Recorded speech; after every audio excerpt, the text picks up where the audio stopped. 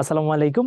আশা করি সবাই ভালো আছি। তো আমরা যেই কাজটা করতেছিলাম আর কি, আমাদের শর্ট সিলেবাসের বাইরে যে পার্টগুলো ছিল এক্সট্রা সিলেবাসের মধ্যে, সেই পার্টগুলো আমরা কভার করতেছিলাম। অলরেডি আমাদের অনেকগুলা চ্যাপ্টার কভার হয়ে গেছে। আমরা আজকে চ্যাপ্টার 3 এটা কভার করব। চ্যাপ্টার 3 এর মধ্যে বেসিক্যালি আমাদের যেটা আছে, মৌলসমূহের পর্যায়ভিত্তিক ধর্ম ও রাসায়নিক বন্ধন, এইটার পার্টটা আমরা কভার করব এখানে। ঠিক আছে, তো আমরা চলো শুরু করি। তো তোমরা তো আমাকে চিনোই, শুরু করার আগে একটু পরিচয়টা দেই, আসলে তাও একটু পরিচয়টা বলি। তো আমার নাম তৌকির। পড়াশোনা করছি বুয়েট থেকে। আমার এইচএসসি ব্যাচ 2015। Department civil. আর কলেজ নটরডেম কলেজ। তো এই পরিচয়। তো আমরা আজকে ক্লাসের মধ্যে বেসিক্যালি জটিল যৌগের নামকরণ এবং সংকরায়ন এই পার্টটা দেখব। এবং এখানে যেটা দেখবো সেটা আকরিক এবং এসিড সমূহ। এটা থেকে কিন্তু ভালো অ্যামাউন্ট অফ প্রশ্ন তুমি পরীক্ষায় পাবা, বিশ্বাস করো ভাই, পাবা। সো ওই যে স্টার মার্ক গুলা দেখতে আসো, মানে কেন এগুলা দেয়া হয় তোমরা তো বুঝো। আসলে আমরা এই কাজগুলো করি আসলে অ্যানালাইসিস পারপাসে, যাতে তুমি বুঝতে পারো যে আমার কোন পার্ট গুলোর উপর আমি বেশি জোর বেশি পড়াশোনা করব, এখান থেকে বেশি প্রশ্ন আসতেছে ভার্সিটি অ্যাডমিশন টেস্ট গুলাতে। সো দ্যাটস ওয়াই আমরা এই কাজগুলা করি আর কি। রিটেন পার্টে এখান থেকে কোনো প্রশ্ন আসে নাই, দেখো রিটেন পার্টে কোনো প্রশ্ন নাই এখানে। সো শুরু করি।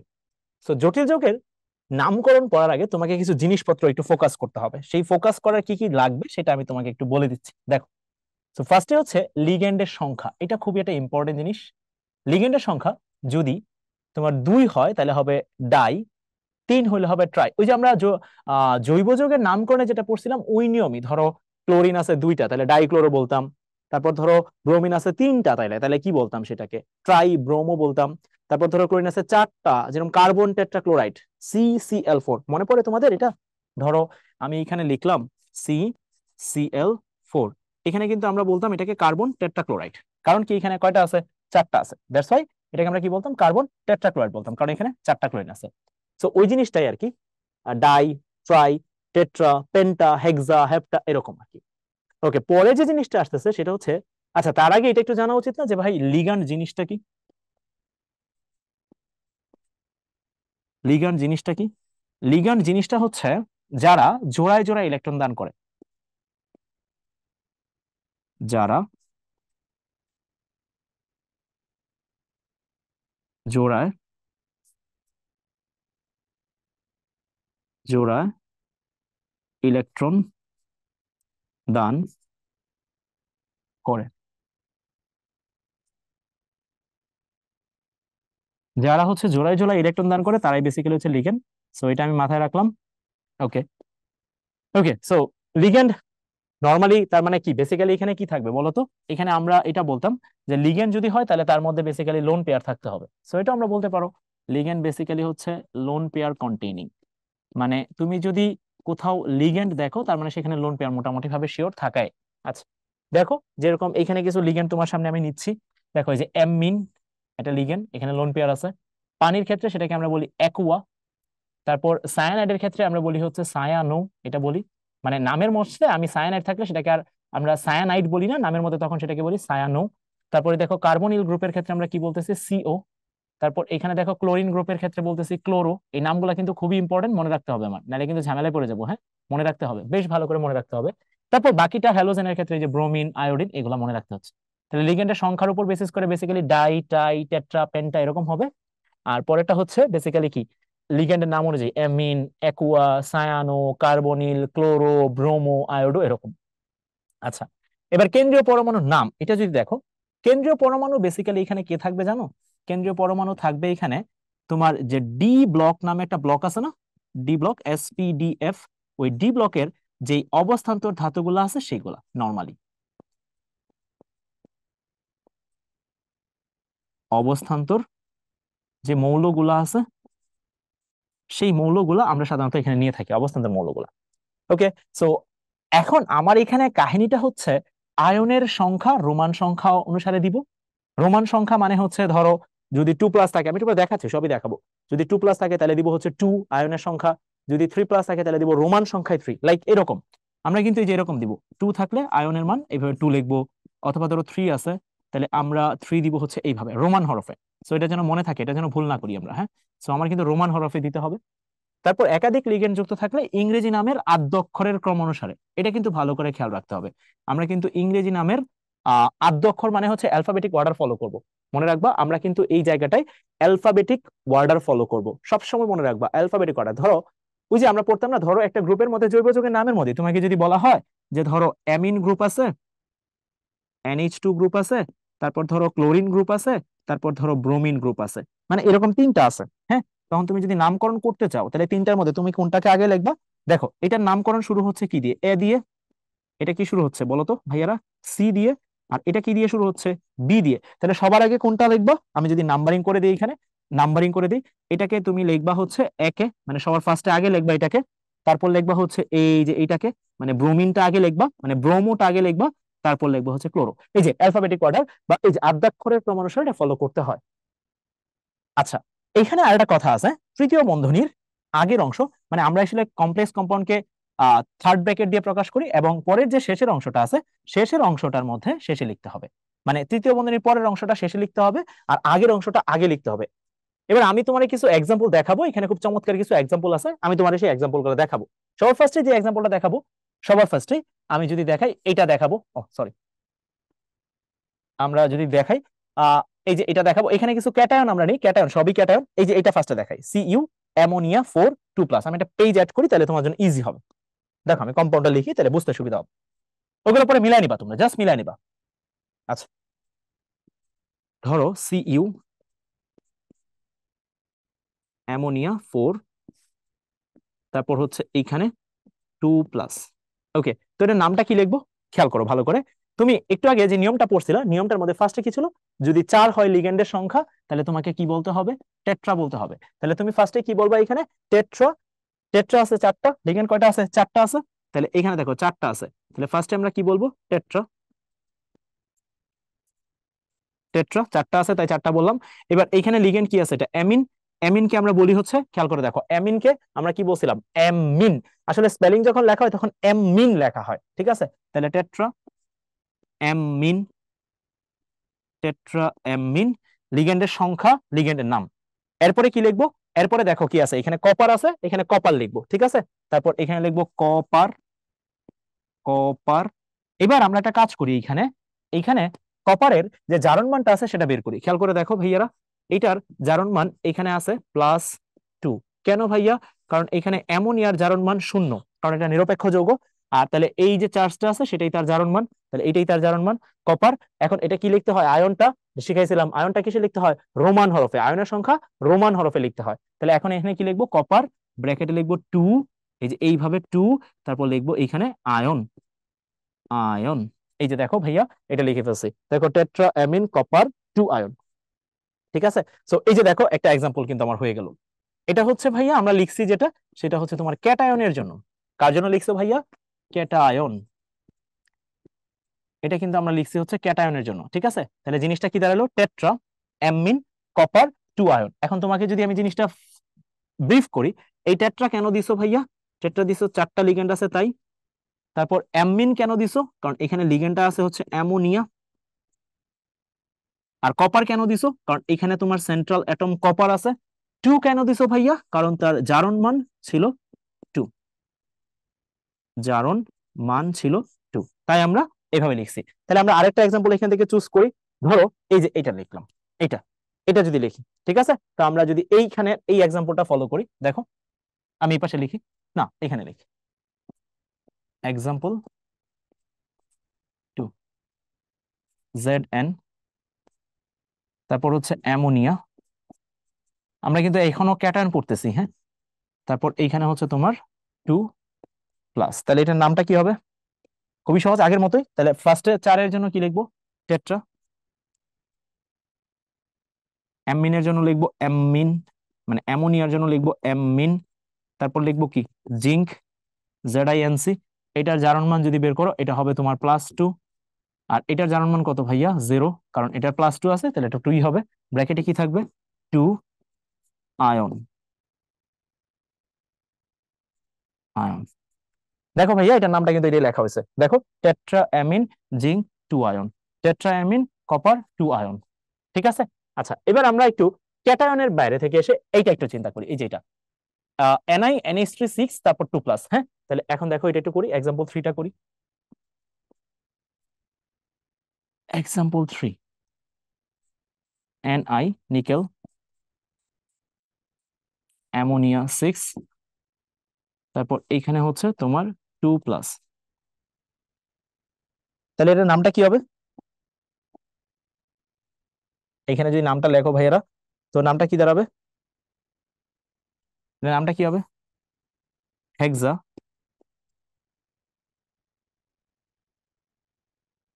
অ্যামিন, তারপর কি হবে? নিকেল, নিকেল ব্র্যাকেটে কি থাকবে? 2 আয়ন, হেক্সামিন নিকেল 2 আয়ন। ঠিক আছে, সো তুমি কিন্তু এটা ডিরেক্টলি লিখতে পারতেছো এই জায়গাটায়। সো আমরা যখন নামকরণ করব আমরা কিন্তু এইভাবেই আগাবো আর কি। হ্যাঁ, সো ফার্স্টে লিখবো তার লিগেন্ডের সংখ্যা, এটা কিন্তু ক্যাটায়নের জন্য। এটা যেরকম এখানে একটা দাঁড়াইলো, তারপর এইখানে দেখো আরেকটা আমরা করে ফেলছি। সো মোটামুটি ভাবে আমরা কয়েকটা এক্সাম্পল এখানে দাঁড় করাইলাম আর কি। ঠিক আছে, সো আশা করি তোমরা ক্যাটায়নের যে পার্টগুলো আছে, ক্যাটায়নের পার্টগুলো তোমরা বুঝতে পারছো। সো আমরা কোনটা কোনটা করে ফেলছি, এই যে এইটা করছি ভাইয়া, তারপর এটা করছি, তারপর হচ্ছে এটা করছি। ঠিক আছে, আমি থিকনেসটা একটু বাড়াই নি। ওকে, সো মোটামুটি এরকম থাক। ওকে, সো এবার আমরা একটু অ্যানায়ন চিন্তা করি। অ্যানায়নের ক্ষেত্রে কি হবে, এটা পেজ অ্যাড করে নি, তাহলে সুবিধা হবে। সো অ্যানায়নের মধ্যে আমরা তোমাদের কোনটা করাবো, এই যে ফার্স্ট এটা করাবো, FeCN6 তারপর হচ্ছে 4 মাইনাস। এটা যদি করি দেখো, সো আমি এক্সাম্পল লিখি। এবার কিন্তু হচ্ছে আমরা অ্যানায়নের ক্ষেত্রে চিন্তা করব।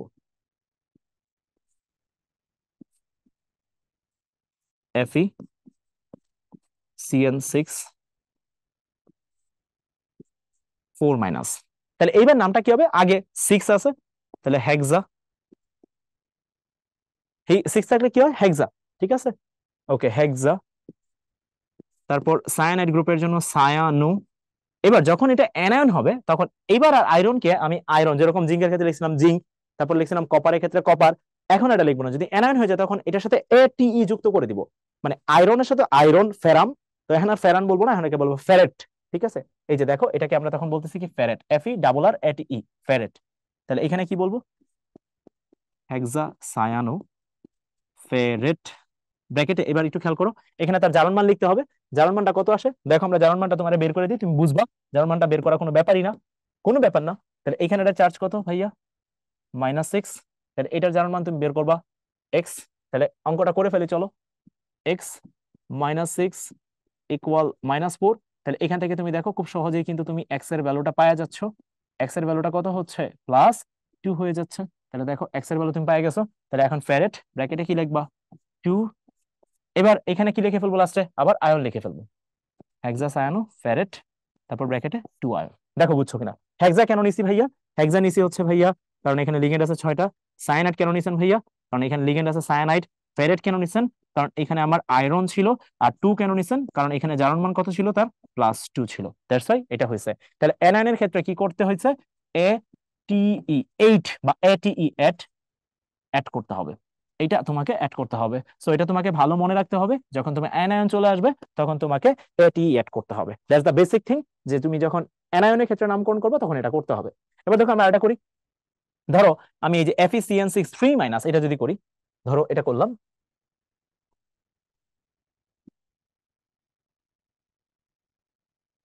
তাহলে এক্সাম্পল 2,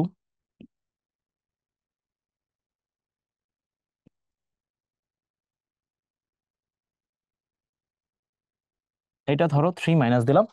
তাহলে এটার নামটা কি হবে? হেক্সা, আগের মতোই সায়ানো, তারপর হচ্ছে ফেরেট,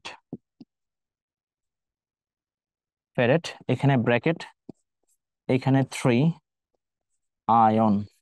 কেন 3 হয়েছে তোমাকে কিন্তু বলতে পারবো আমি কেন 3 হয়েছে। কারণ হচ্ছে এই জায়গাটায় তুমি একটু দেখো, এখানে এটার জারণ মান কত? -6। এখানে তুমি এটা বের করবা এক্স। তাহলে এক্স -6 ইকুয়াল -3।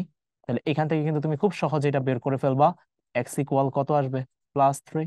তাহলে এটা জারণ মান +3, দ্যাটস ওয়াই আমি এখানে +3 নিছি। তাহলে আশা করি আমি জটিল যৌগের নামকরণের যে ব্যাপারটা তোমাকে বুঝাইতে পারছি আর কি। এখন দেখো আমি তোমাকে একটা দেই যেখানে দুইটা থাকবে এরকম। ধরো আমরা একটা দিই, ধরো ধরো ধরো দিলাম এরকম, ধরো সিইউ অ্যামোনিয়া, এটা এবার 4 থাকবে না আর, এটা আছে ধরো 2, H2O এটা আছে, আর এইখানে আছে H2O 2 দিয়ে দিই, এটা 2 দিয়ে দিই, এটা পুরোটাই 0, তাহলে 2+। এবার আমরা কি করব দেখো, এবার ভালো করে দেখো, এইখানে অ্যামিনের নামটা কি আসে দেখো তো, অ্যামিনের নামটা তুমি কি লেখো, অ্যামিন, AMMIN, অ্যামিন। আর পরেরটা কি আসে বলো তো, অ্যাকুয়া। পানির ক্ষেত্রে আমরা বলি কি মনে আছে, পানির ক্ষেত্রে কি বলি, এই যে দেখো ভাইয়া অ্যাকুয়া।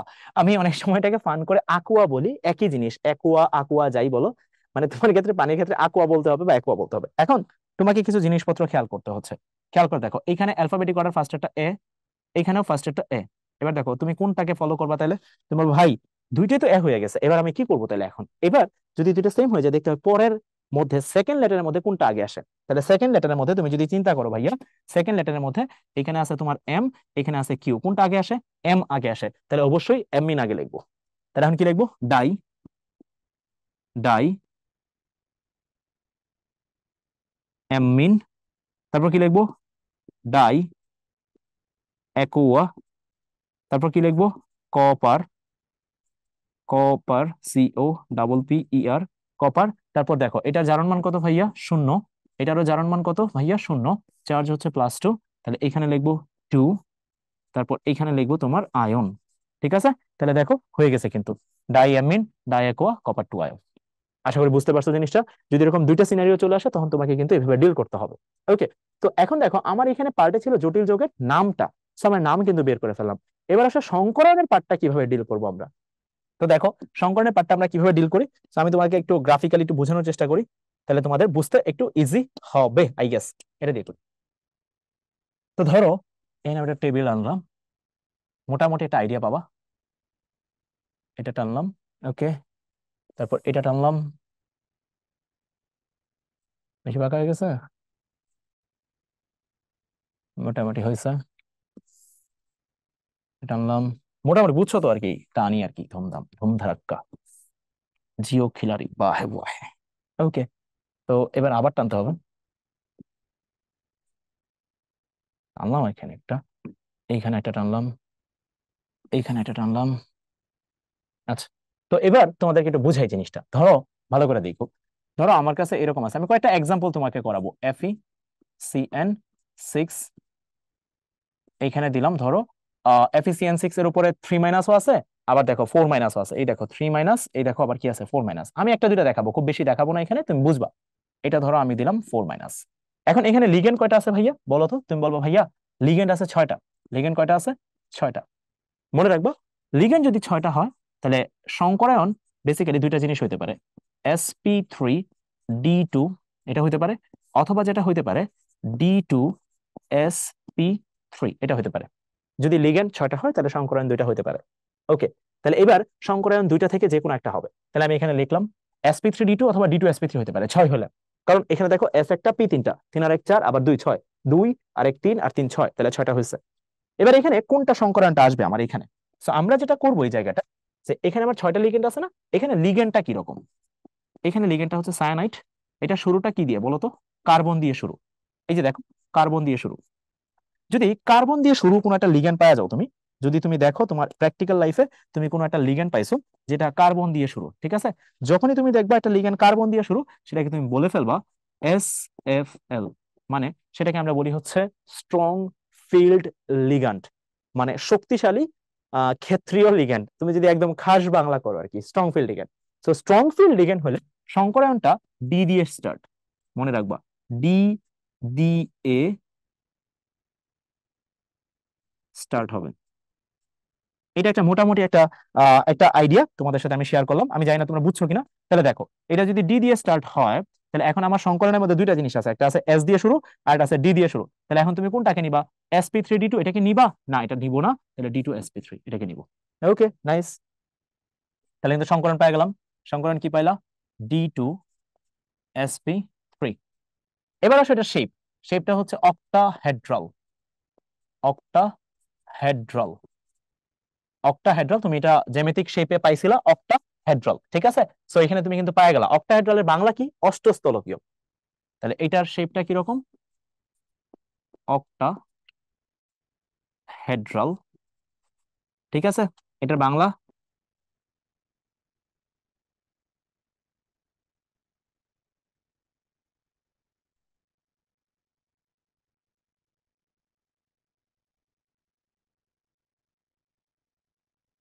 অষ্টস্থলকীয়, অষ্টস্থলকীয়, ঠিক আছে, অক্টাহেড্রাল।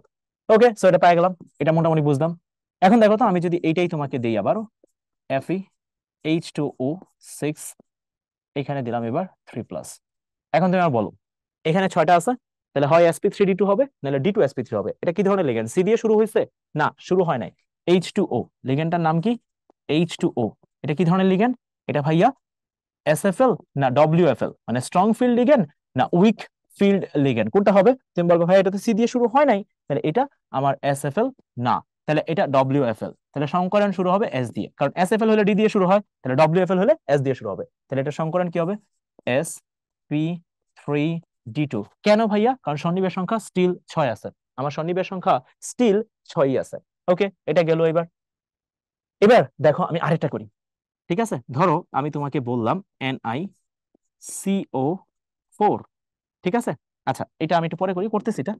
আমি তোমাদের এখানে যেগুলো দেওয়া আছে সেগুলো একটু প্রাইমারি দেখো, কোনটা করব এখান থেকে, ধরো কোনটা করব, এই যে এটা করি, ঠিক আছে। ওকে, এটা যদি করি, ঠিক আছে, ঠিক আছে ভাইয়ারা। NiH2O6 2+, দেখো যাই না, সরি। তাহলে NiH2O6, তারপরে এখানে কি দিছে, 2+ না 3+ দিছে? NiH2O6 2+, ঠিক আছে। ওকে, তারপর থার্ড ব্র্যাকেট, তারপর এখানে হচ্ছে তোমার 2+। তাহলে এবার 6 আছে, এটা কি এসএফএল না ডব্লিউএফএল? এটা কিন্তু হচ্ছে, দেখো এখানে কিন্তু টাইপ লেখে আর কি, এটা হচ্ছে এসএফএল, এখানে হচ্ছে ডব্লিউএফএল মানে উইক ফিল্ড লিগ্যান্ড, এটা এটাও তোমার ডব্লিউএফএল। তাহলে সংকরণ কি হবে? sp3d2 হওয়া উচিত। দেখি তো হয়েছে কিনা sp3d2, আমি জানি না হয়েছে কিনা। হ্যাঁ, এই দেখো sp3d2 হয়েছে, আলহামদুলিল্লাহ মিলছে। এই দেখো sp3d2 হয়েছে, ঠিক আছে। তাহলে এখানে কি হবে, লিখে ফেলি আমরা sp3d2, ঠিক আছে। ধরো এবার আমি এটা দিলাম, তুমি বুঝবা, FeCO5, এটা দিলাম, ঠিক আছে।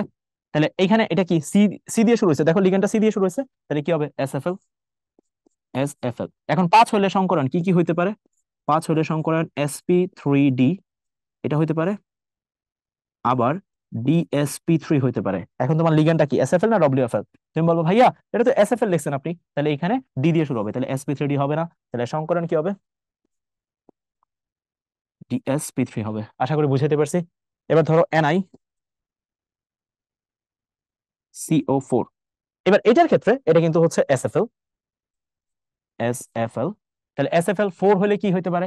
4 হলে তিনটা রাস্তা হইতে পারে, sp2d, DSP2, তারপর হচ্ছে sp3, এই তিনটা হইতে পারে। এখন এটা সংকরণ কি হবে? এটা আসলে স্ট্রাকচার থেকে ডিফাইন করা হয়, মানে এটা স্ট্রাকচারটা দেখা হয়। এটা স্ট্রাকচারটা হচ্ছে তোমার চতুস্তলক, চতুস্তলক কিয়। তাহলে স্বাভাবিকভাবে এটা স্ট্রাকচার যেহেতু চতুস্তলকীয়, তাহলে এখন আমরা কি করব? চতুস্তলকীয় sp2d, এটা হচ্ছে স্কোয়ার প্ল্যানার।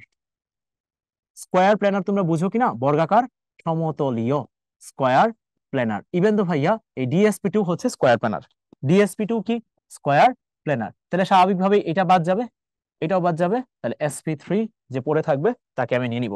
তাহলে তার সংকরণ কি হবে? sp3টা কি আছে না, দেখি তো, করলাম তো। NiCO4 কি আছে? NiCO4 আছে, আছে, আছে, আছে ভাইয়া, আছে, দেখো এই যে পাইছি, এই যে দেখো টেট্রাহেড্রাল। তোমরা কি আমার কথা ধরতে পারছো? মানে এইখানে কাহিনীটা হচ্ছে যে sp3 হবে নাকি না কি হবে, এটা এই যে দেখো টেট্রাহেড্রাল কার্বনিল নিকেল 2, বেসিক্যালি তার হাইব্রিডাইজেশন কি আছে? sp3, দেখছো ভাইরা, এটা কিন্তু হয়ে গেছে। এবার এখানে লাস্ট একটা পয়েন্ট বলছে, আকৃতি কিন্তু আমরা লিখে ফেলছি, এগুলো কিন্তু পড়াই ফেলছি ভাইরা, এগুলো কিন্তু সবই মোটামুটি আমাদের ডান হয়ে গেছে। এবার হচ্ছে চৌম্বকীয় বৈশিষ্ট্য। চৌম্বকীয় বৈশিষ্ট্য কয়টা থাকে এটা একটু তোমাকে আইডিয়া দিচ্ছি। এবার আমরা এখানে আরেকটা পেজ এড করি, তাহলে বুঝতে পারবা।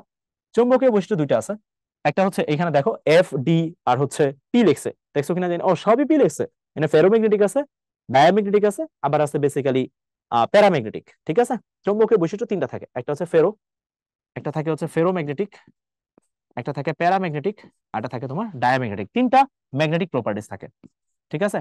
সো এখানে আমাকে দেখতে হয় কম্পাউন্ডের মধ্যে এই ফেরোম্যাগনেটিক কারা কারা আছে। ফেরোম্যাগনেটিক আছে ফিকোনি, আয়রন, কোবাল্ট, নিকেল, ফিকোনি। এটা হচ্ছে তোমার ফেরোম্যাগনেটিকের কাহিনী। ঠিক আছে, এটা একদম ফিক্সড ফেরোম্যাগনেটিক। এবার ডায়াম্যাগনেটিক কারা হয়? ডায়াম্যাগনেটিক হয় তারাই যাদের মধ্যে কোনো অযুগ্ম বা সিঙ্গেল ইলেকট্রন থাকে না। তুমি একটু খেয়াল করে দেখো, FeCN6, এটা যেটা লিখছিলাম, আমি একটাই দেখাবো।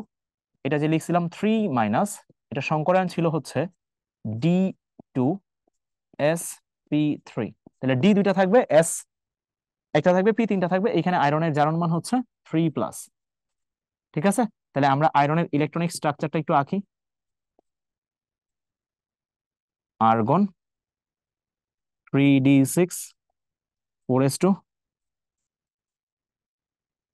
Fe3+, কারণ এখানে তার জারণ মান 3+, দ্যাটস ওয়াই তাকে আমি 3+ আঁকতে হয়েছে।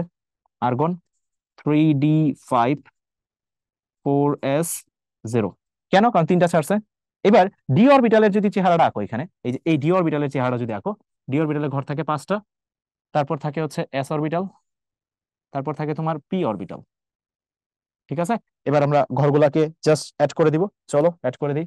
তাহলে এইখানে একটা ঘর, এখানে একটা ঘর, দুইটা, তিনটা, তারপর হচ্ছে চারটা।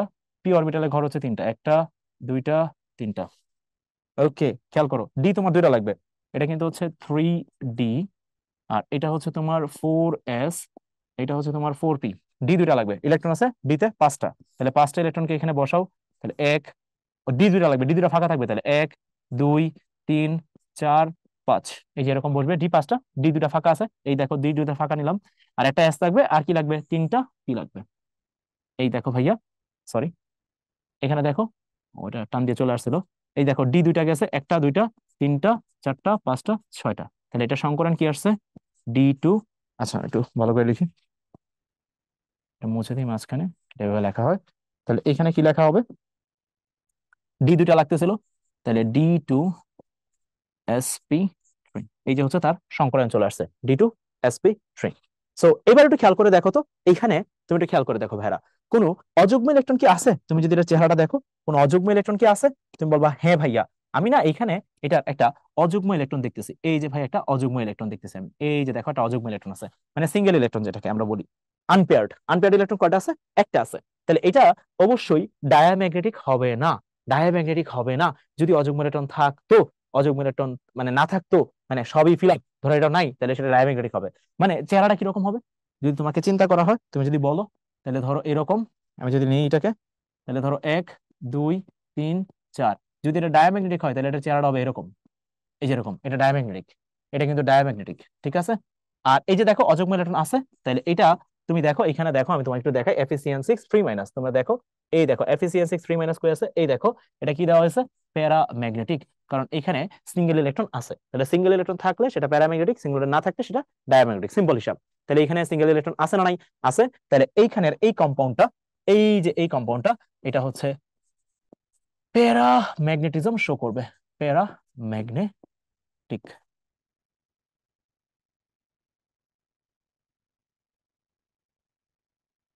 এটা হচ্ছে প্যারাম্যাগনেটিক। That's it. আশা করি সবাই বুঝতে পারছি যে কিভাবে কি হয়েছে পুরো জিনিসটা। আশা করি সবার ডান। সো SFL WFL হলে কিভাবে অ্যাটিটিউড দেখাবে, আশা করি তোমরা সবাই বুঝতে পারছো এখানে। সো পুরো জিনিসটা আমি এখানে দেখা ফেলছি, পুরো টেবিলটা আমাদের ডান। এই টেবিলটা হইলেই আলহামদুলিল্লাহ আমাদের মোটামুটি পার্ট ডান। এবার আমরা কিছু প্রশ্ন সলভ করবো। এখানে দেখো, প্রশ্ন সলভ শুরু করলাম। এখানে দেখো ফার্স্টে কি বলা হয়েছে যৌগটাতে? ফার্স্টে বলা হয়েছে ক্রোমিয়াম, তারপর পানি আছে 4টা, ক্লোরিন আছে 2টা, তারপর ব্রোমিন আছে একটা। ক্রোমিয়ামের জারণ মান কত? সো তুমি যেটা করবা, এখানে দেখো, পানি, এটার জারণ মান কত ভাইয়া? এটার জারণ মান 0। ক্লোরিন এনে 2টা আছে, তাহলে এটা হচ্ছে -2। ব্রোমিন এইখানে একটা আছে, তাহলে এটার জারণ মান হচ্ছে -1। তাহলে বোঝাই যাচ্ছে এখানে ক্রোমিয়ামের জারণ মান যদি 0 বানাইতে চাও, তাহলে এটা হবে +3। তাহলে অ্যান্সার হচ্ছে +3। ডান। 4 সন্নিবেশ সংখ্যা বিশিষ্ট জটিল যৌগ কোনটি? 4 সন্নিবেশ সংখ্যা মানে হচ্ছে, এই যে তুমি একটা পয়েন্ট তুমি এখানে কিন্তু পাইলা, যে ভাই সন্নিবেশ সংখ্যা বিশিষ্ট, এই কথাটার মানে কি? সন্নিবেশ সংখ্যা, এটার মানে হচ্ছে ভাইয়া number of ligand, number of ligand. ঠিক আছে, নাম্বার অফ লিগ্যান্ড মানে তোমার লিগ্যান্ড যতটা, সেটা হচ্ছে তত সন্নিবেশ সংখ্যা। তাহলে দেখো, এনে 6টা, তাহলে এটা না, এটা 6টা, এটাও না, এটা 6টা, এটাও না, এটা 4টা, তাহলে এটা শেষ। 4 সন্নিবেশ সংখ্যা বিশিষ্ট জটিল যৌগ হচ্ছে এটা। এবার দেখো Fe, এটা আমরা তো পারবো, তাও আমরা একটু করি। দেখো FeCN6, Fe তোমাদেরকে এটা চেক করা শিখেছিলাম, মনে থাকার কথা। FeCN6, ঠিক আছে। এখানে হচ্ছে 4+, এখানে লিগ্যান্ড কয়টা আছে ভাইয়া? 6টা আছে। 6-এর জন্য সন্নিবেশ সংখ্যা 6-এর জন্য সংকরণ অ্যাভেলেবেল আছে 2টা, sp3d2। আরেকটা আছে কি? আরেকটা আছে হচ্ছে তোমার D2sp3, এটা গেল। এবার তুমি একটু খেয়াল করে দেখো তো এই জায়গাটায়। দেখো তোমার এখানে যে লিগ্যান্ডটা ছিল, এটা কি তোমার স্ট্রং ফিল্ড লিগ্যান্ড নাকি উইক ফিল্ড লিগ্যান্ড? তুমি বলবো ভাইয়া এটা অবশ্যই একটা SFL। SFL হইলে সংকরণ কি দিয়ে শুরু হয়? ডি দিয়ে শুরু হয়। তাহলে স্বাভাবিকভাবেই তোমার জীবন থেকে sp3d2 বাদ চলে যাবে, তাহলে এটা হবে D2sp3। তাহলে সংকরণ তুমি পেয়ে গেছো D2sp3। আশা করি সবার এটাও ক্লিয়ার, বুঝছো আশা করি। আচ্ছা এবার দেখো K4 FeCN6 জটিল যৌগে আয়রনের জারণ মান কত? F4 FeCN6, তাহলে দেখো পটাশিয়াম 4টা আছে, তাহলে এটার জারণ মান হচ্ছে 4+। সায়ানাইড 6টা আছে, তাহলে এটার জারণ মান হচ্ছে -6। তাহলে স্বাভাবিকভাবেই 0 যদি করতে চাও তাহলে হবে +2, তাহলে অ্যান্সার হচ্ছে +2। ডান। কি করছে বুঝছো? পটাশিয়ামের একটা, তাহলে 4টা আছে, তাহলে মানে +1, ওটা মিলে যাবে। ওকে, যৌগের সন্নিবেশ সমযোজী বন্ধন সংখ্যা কতটি? যৌগে সন্নিবেশ সমযোজী বন্ধন সংখ্যা কতটি? মনে রাখবা, এটা একটা ভালো ট্রিক্স। আমি লিখি,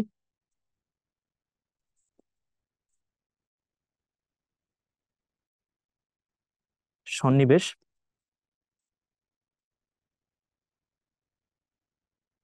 সমযোজী বন্ধন সংখ্যা সমান হচ্ছে সন্নিবেশ সংখ্যা সমান হচ্ছে নাম্বার অফ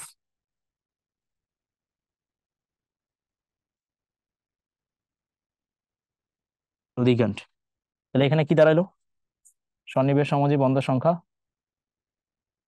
এইটা। ওকে, এবার দেখো তো ভাই এখানে আমার লিগ্যান্ড কয়টা? দেখো লিগ্যান্ড কয়টা? লিগ্যান্ড আছে 4টা, তাহলে 4টা হলে অ্যান্সার হবে 4টা। সন্নিবেশ সমযোজী বন্ধন সংখ্যা অ্যান্সার 4টা। ওকে, সো দ্যাটস ইট। এই হচ্ছে এইখানের একটা টাইপ ডান। পরের টাইপ আমরা হচ্ছে পড়বো আকরিক ও এসিড সমূহ।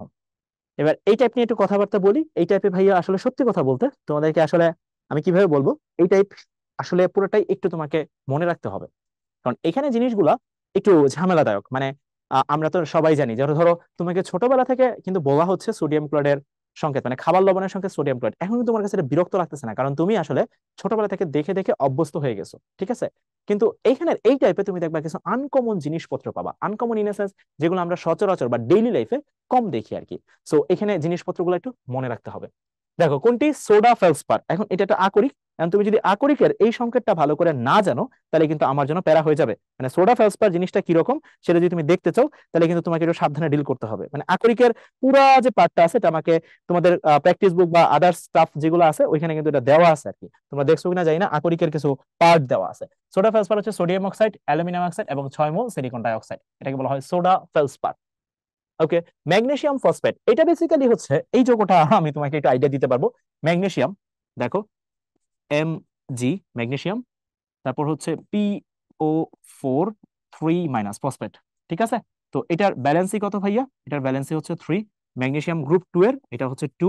তাহলে এখন আমরা যখন যৌগ লিখি তখন যেটা করি ক্রস করে ফেলি, এই 2 কে নিয়ে আসি এইখানে আর এই 3 কে নিয়ে আসি এইখানে। তাহলে অ্যান্সারটা কি হবে? Mg3, তারপর এখানে হচ্ছে তোমার PO4, তারপর হচ্ছে 2। ওকে, তাহলে এখন অ্যান্সারটা কি হবে? এই যেটা হবে Mg3PO4 2। ওকে, বুঝতে পারছি আশা করি। এবার দেখো সোডিয়াম কার্বনেটের জলীয় দ্রবণ কোন প্রকৃতির, তাহলে এটা আমরা যদি সলভ করি, সোডিয়াম কার্বনেট এটা জলীয় দ্রবণ, এটার সাথে তাহলে কার বিক্রিয়া করব? সোডিয়াম কার্বনেটের জলীয় দ্রবণের সাথে পানির বিক্রিয়া করব।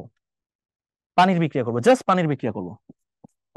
H2O, এখানে যেটা তৈরি হয় 2NaOH প্লাস 2NaOH তৈরি হয় প্লাস কার্বনিক অ্যাসিড তৈরি H2CO3, ভালো করে লিখে লিখি, H2CO3। এবার এখানে যে সোডিয়াম হাইড্রোক্সাইডটা তৈরি হয়েছে না ভাইয়া, এইটা তুমি দেখো, সোডিয়াম হাইড্রোক্সাইডটা যেটা তৈরি হয়েছে, আর এখানে যে কার্বনিক অ্যাসিডটা তৈরি হয়েছে, সোডিয়াম হাইড্রোক্সাইড এইটা ভাইয়া স্ট্রং বেস, আর এই কার্বনিক অ্যাসিডটা হচ্ছে একটা উইক অ্যাসিড। তাহলে দ্রবণের মধ্যে কে শক্তিশালী বলো, স্ট্রং বেস নাকি উইক অ্যাসিড? তো স্বাভাবিকভাবেই স্ট্রং বেস শক্তিশালী, তাহলে দ্রবণটা হবে ক্ষারীয়। যদি দুইটাই সমান হারে এটাও স্ট্রং হইতো এটাও স্ট্রং হইতো, উইক বেস মানে স্ট্রং বেস স্ট্রং অ্যাসিড, তাহলে কিন্তু উভধর্মী হইতো, বাট এখানে তো এটা হয় নাই। So that's it. এবার দেখো galena, galena basically lead sulphide, so এটা স্বাভাবিকভাবেই এখানে কি হবে, লেডের আকরিক হবে। কোনটিকে নীরব ঘাতক বলা হয়? নীরব ঘাতক বলা হয় কার্বন মনোক্সাইডকে, সাইলেন্ট কিলার। কোন আকরিকটি অ্যালুমিনিয়ামের আকরিক নয়? এটাকে বলা হয়, কোন নাম অ্যালুমিনিয়াম আকরিক, ক্রায়োলেট, Na3Al(F6), ডায়াসপার, এটাও অ্যালুমিনিয়াম, এটাকে বলা হয় ইলমেনাইট। ইলমেনাইট বেসিক্যালি এই অ্যালুমিনিয়ামের আকরিক নয়, এটার সংকেতটা কিরকম, FeTiO3, মানে আয়রন টাইটেনিয়াম অক্সাইড, FeTiO3, এটাকে বলা ইলমেনাইট, এটাকে আমরা বলি হচ্ছে ইলমেনাইট। ইলমেনাইট। ওকে, কোন হ্যালাইটটি পানিতে আর্দ্র বিশ্লেষিত হয় না? কোন হ্যালাইটটি পানিতে আর্দ্র বিশ্লেষিত হয় না? আচ্ছা, এখানে NF3 এটা যেটা আছে, এটা আর্দ্র বিশ্লেষিত হয় না। আচ্ছা, এটা কারণ আছে, একটু কারণটা বলি। এখানে ফ্লোরিন আয়ন যেটা আছে, এইটার সাইজ একটা বিশাল বড় ফ্যাক্টর, তারপর হচ্ছে চার্জ ডেনসিটি বা চার্জ ঘনত্ব, এইটা আরেকটা বিশাল বড় ফ্যাক্টর। দুইটা জিনিস একসাথে কাজ করে, সো দুইটা জিনিস একসাথে কাজ করে এখানে তোমার ব্যাপারটা কাজ করে। সো NF3 দ্যাটস ওয়াই আর্দ্র বিশ্লেষিত হয় না, মানে এটা লজিকটা হচ্ছে এটা। ফ্লোরিনের সাইজ ছোট, তারপর হচ্ছে চার্জ ডেনসিটি। কোনটি বরফের সঠিক সংকেত? বরফ হচ্ছে অনেকগুলো পানির অণু একসাথে জুড়ে থাকে, এটা H2N, এটা বরফের সঠিক সংকেত। সো দ্যাটস ইট, এই হচ্ছে আমাদের আজকের এই লেকচারটা। সো লেকচারটা ছোট ছিল, এখানে বেসিক্যালি আকরিক আর হচ্ছে ওই যে জটিল যৌগের নাম আর সংকরায়ন এই জিনিসটা ছিল। সো সবাই সুস্থ থাকো, সুন্দর থাকো, ভালো থাকো। আল্লাহ হাফেজ, দেখা হবে ইনশাল্লাহ পরে কোনো একদিন। আসসালামু আলাইকুম।